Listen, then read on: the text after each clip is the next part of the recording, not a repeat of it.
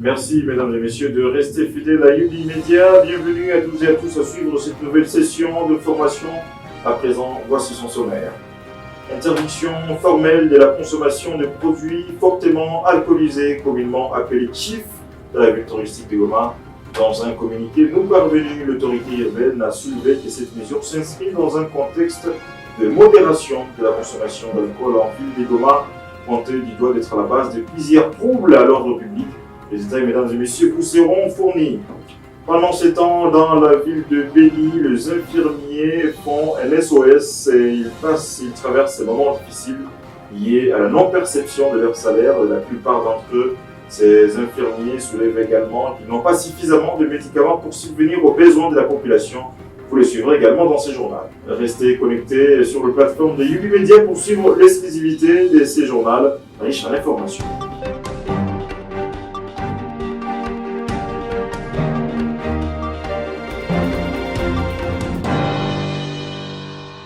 Je vous l'annonçais dans le sommaire, mesdames et messieurs, le maire de la ville touristique de Goma interdit la consommation de boissons fortement alcoolisées, appelées communément chiffres, sur toute l'étendue de sa juridiction. Dans un communiqué parvenu à votre rédaction, l'autorité urbaine a soulevé que cette mesure vise l'encadrement de la consommation d'alcool, accusé d'être à la base de plusieurs cas de troubles à l'ordre public. Le détail, c'est dans cet élément choisi par Michel Kakoulé. Julien Katembo informe toute la population et particulièrement les opérateurs économiques que des boissons fortement alcoolisées emballées en sachet autant que du whisky communément appelé chifo est interdite. Dans son communiqué, le maire de la ville précise que la commercialisation des boissons se trouve dans des bouteilles de 300 ml et au-delà est autorisée. Tout en insistant sur Samziro, l'autorité urbaine met en garde toute personne qui ne respectera pas ces mots d'ordre et indique que celui qui sera appréhendé subira la rigueur de la loi. Il charge ensuite le bourgmestre des communes, les services de sécurité et renseignement, les chefs de quartier et cadres de base de veiller scrupuleusement à cette mesure. Toujours dans la ville de Goma, la mairie alerte sur une nouvelle méthodologie utilisée par le voleur de marques de vernis posées sur des enclos pour identifier leur futur cible. Après l'arrestation d'un suspect, le maire de la ville touristique de Goma a appelé la population de sa juridiction à la vigilance. Il est dans cet élément recueilli par Jonas Kasula. Kusema nimekwambia kama mode operatoire haiko moja ni mbili. Ya kwanza ndio hiyo, wanaweka rangi mbele ya kukoopere. Ona kustatesa, tulishaiona. Na ya pili, bali ba mwizi hapo sasa ndio biko na crier au secours. Donc kusema bako naiba mais c'est un groupe de malfaiteurs, bande ya babandi maintenant nayo inaanza crier ba mwizi hapo ndio biko naiba maintenant tena bana crier mwizi ndio mode mbili opératoire yenyewe ba mwizi biko natumikisha maintenant tulishaweza kuinterpreter. C'est-à-dire quoi, monsieur le journaliste, wakati ulisha interprete kitu, unakideclare, unakijua, unalitaka suluhisho kwa haraka. Wa kwanza tulimkamata na alikuwa baba kijana wewe anapiga kama nani wewe anapiga kama rangi, kuna tengeneza makucha rangi. Ila ite appréhendé na aliitika. Wa kwanza alikamatiwa, ni kusema utafiti inaendelea. Bwana journaliste, hii kitu itashimama. Na kushimama ya hii kitu ni kusema ule alishatusemea yote ile grupe yote yenyewe kuna bifanya. Na ni kusema yenyewe tuko naambia watu wa kolabore na hii uongozi, sababu ni uongozi yenyewe haitatoka tena. Kuna watu wenyewe wako nawazia kama hawata kolabore na FCM 23. Tuko na dakika kidogo hapa tutatoka. Kuna maakoro yenyewe imekuwa sijui wapi, kuna mpango hapana. Kusema hiyo ni mambo ya reseaux sociaux, lakini kweli ni kwamba sisi tuko hapa na hatutatoka. Sasa ni kusema population inapaswa collaborer na shie kusudi hii mpango yenyewe wa mwizi wanakamata iweze sisi wote tuweze kutia nguvu fasi moja iweze kushimama na itashimama. Et puis les habitants de la cité de Saké, située dans le groupement de Kamuronza, dans le territoire de Massissi, déplorent l'insécurité enregistrée ces derniers temps dans cette partie de la province du Nord Kivu. Dans un entretien accordé à UBFM, ces habitants indiquent qu'ils sont victimes de plusieurs cas d'insécurité orchestrés par des hommes armés non autrement identifiés. Les détails selon ce propos recueilli par Jonas Kasula. Usalama kwetu sasa kabisa inaendelea mbaya sana kupitia security tuko nayo mwingine kwa makartie ziko wanaingia ndani na sodai wanavala mateni atukaa wanatatiza sana kujifumulisha manyumba wanatupie fopa na wanabaka wakubwa watusaidie sana atukaa security ikuwe mzuri kwa milifo kizi walisema security itakuwa bien watusaidie kule security ikuwe mzuri.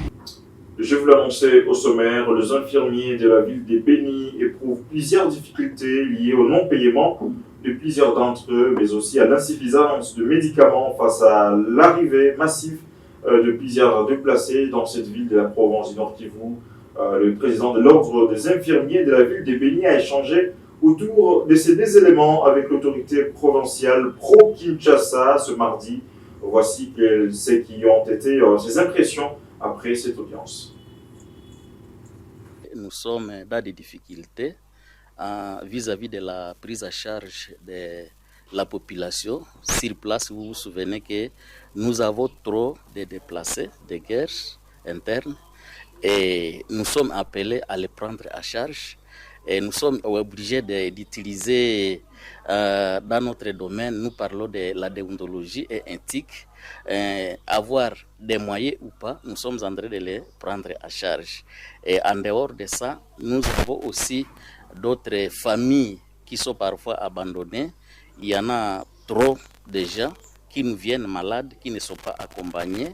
Et il aurait falloir que nous puissions présenter toutes ces difficultés à l'autorité provinciale pour que l'autorité provinciale puisse comprendre ce que nous sommes en train de traverser comme défi. En dehors de ça, vous comprendrez que dans la ville de Beni, nos prestataires aussi ne sont pas parfois payés par le gouvernement. Il aurait fallu que nous puissions présenter toutes ces difficultés et que nous puissions présenter même les difficultés par rapport à l'insuffisance en médicaments et des difficultés aussi par rapport à l'insuffisance en intrants que nous utilisons dans nos structures, voire même l'infrastructure. L'autorité provinciale, sa réponse a été convaincante parce qu'il a promis nous accompagner dans toutes ces difficultés. Bientôt, la population de la ville de Goma accédera à l'électricité à un prix abordable.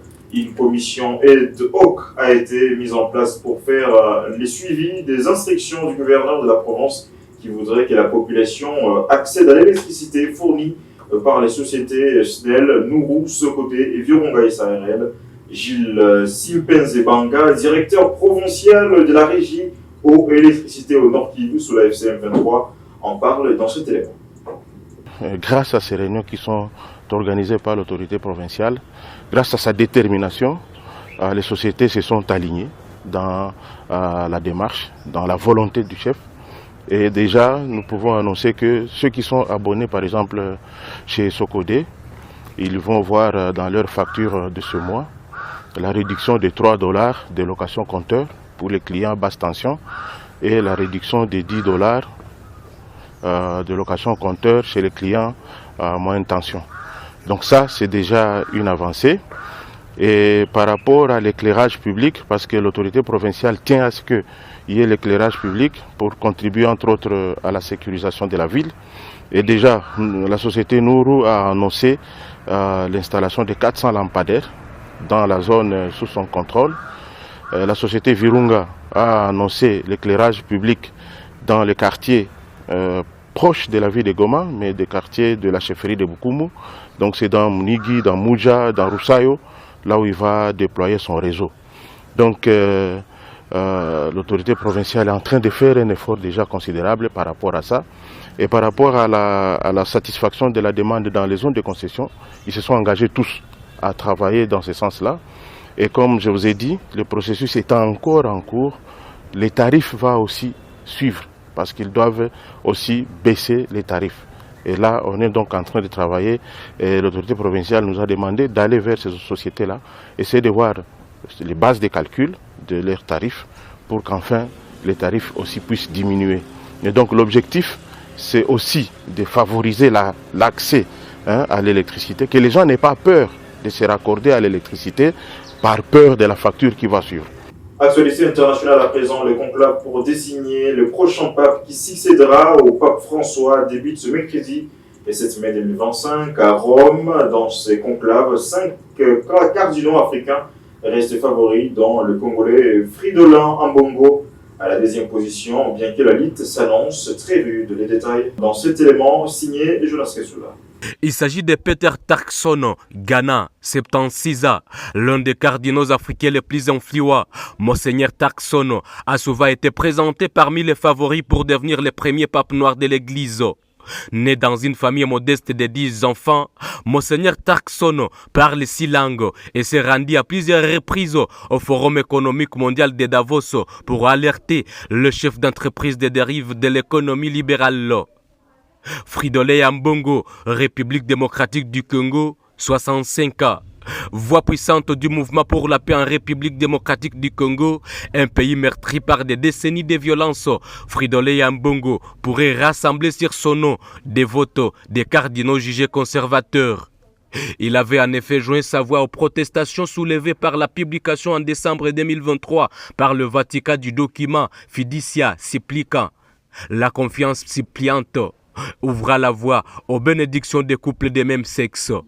Archevêque de Kinshasa depuis 2018 et cardinal depuis 2019, il était aussi membre du C9, le conseil des 9 cardinaux chargé de conseiller le pape sur la réforme de l'Église. Robert Sarah Guinée, Septaneva, figure de proue des catholiques traditionnalistes critiques de François. Ce francophone réservé se distingue par ses positions très conservatrices sur l'immigration et l'homosexualité. Il a ainsi qualifié d'hérésie le texte du Saint-Siège ouvra la voie en 2023 à une bénédiction des couples homosexuels, une évaluation largement rejetée par les évêques africains. En octobre 2023, il fait partie des 5 cardinaux conservateurs qui demandent publiquement au pape François de réaffirmer la doctrine catholique sur les couples gays et l'ordination des femmes. Ces prises de position radicales lui valent une grande popularité parmi les catholiques traditionnalistes, notamment dans les pays francophones. L'archevêque de Bangui, Monseigneur Dieudonné Nzapalainga, est premier cardinal de l'histoire de la Centrafrique. Il a été créé cardinal en 2016 par le pape François à l'âge seulement de 49 ans. Dieudonné Nzapalainga est issu d'une famille modeste et est le 5e d'une fratrie de 14 enfants. Il est nommé archevêque de Bangui par le pape François. Dans un pays exigu, il joue un rôle aux côtés du pape François pour trouver un accord de paix. En plein conflit en 2013, Dieudonné Nzapalainga parcourt la capitale au volant de sa voiture pour secourir des personnes vulnérables. Il parcourt toutes les régions de la RCA aux côtés de l'imam Kobin Layama, décédé en 2020, et du pasteur Nicolas Yerekoyam pour prôner la paix. Cardinal très politique, il est nommé membre de la Congrégation pour l'évangélisation. Enfin, le Sud-Africain Stephen Priestlin, un cardinal libéral, 68 ans. Il est d'ascendance irlandaise et écossaise.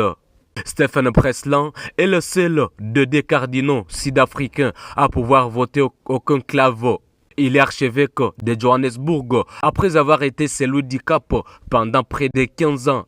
Il a été créé cardinal par le pape François en 2023.